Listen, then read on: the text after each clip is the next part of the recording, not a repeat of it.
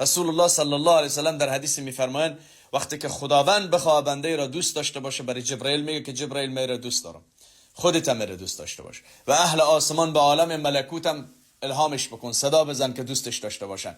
برو بر اهل زمین، برای اهل زمین هم الهامش بکن که فلانی را خداوند دوست داره، ملائکه دوست داره، اهل آسمان دوستش داره، شما هم دوستش داشته باشید. و شما میبینید که گاه وقتی بعضی از انسانها در زمین چنان عزیزن که طرف او را ندیده، تا حالا از نزدیک ملاقاتش نکرده، اما آنقدر دوستش داره که حتی از برادرش کرده، از خواهرش کرده، از نزدیکترین فرد زندگیش کرده بیشتر دوستش داره. بنابراین این 4 چیز در دست الله هست. تؤتی الملک من تشاء، برای هر کسی که بخواهد قدرت میدهد، ثروت میدهد.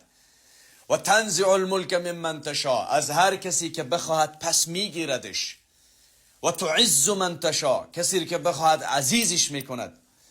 و تذل من تشاء، کسی که بخواهد ذلیلش میگرداند.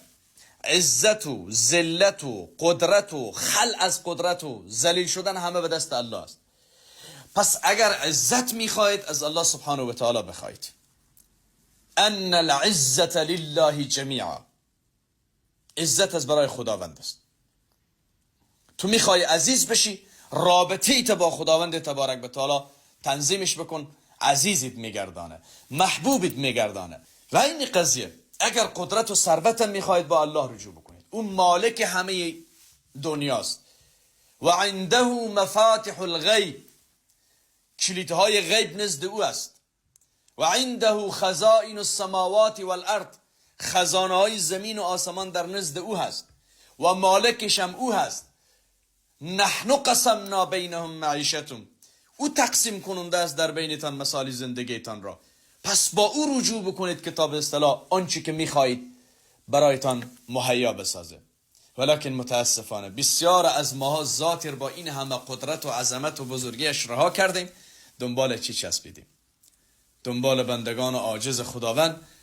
یک کسی میبینی با فلانی به اصطلاح دنبالش گرفته، میخواه عزیز بشه از طریق او، نه از طریق فرد عزیز شده نمیتون. یک کسی میخواه مثلا دنبال یک تاجر افتاده که به اصطلاح فکر میکنه با پول تاجر میتونه ثروتمند بشه، نه نمیتونی از این طریق ثروتمند بشی، مگر که فقط الله سبحانه و تعالی خواسته باشه.